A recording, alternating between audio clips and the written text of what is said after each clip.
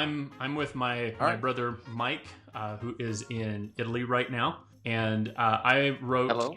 Inception. It's Mike's fault, and the story behind this song is I started playing the trumpet because of my brother, and I wrote a song that I wanted to be an earworm for people. And the reason why it's Mike's fault that I've been playing the trumpet. The idea of an inception is the idea gets implanted inside of someone's brain, and it grows and becomes something where you think it's your own thing until you realize that somebody implanted the idea. Me playing the trumpet is something that I thought was something that I always wanted to do, but in reality it was something that you implanted years ago. I originally wrote the song with a groove called a malfoof, but as we started playing it with the rest of the band, it kind of morphed into something else. So it's almost like reggae meets malfoof meets jazz. So it's a really interesting groove. So it's an earworm. So the fact that the melody is an earworm, the rhythm's an earworm, the story behind everything is an earworm. It's, this idea of inception, and it's your fault. So that's kind of the story behind the song. But I wanted to give you a chance to tell everybody just a little bit about your perspective of me, either an embarrassing story or something that might shed light into my audience that I might not share myself. Wow. Okay. Probably told the story of when we were in church, and I would play in the orchestra, and you were small. That you would you had a toy trumpet that you would play along with. I know Mom's told the story to anybody who would listen.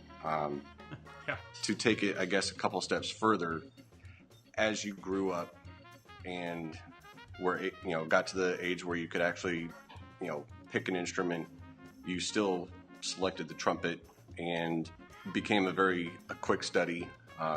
Shortly after I joined the Army and moved away, you were still kind of new at the playing, so I never got to be an influence as far as, kind of showing you how to play as much as I probably would have liked to.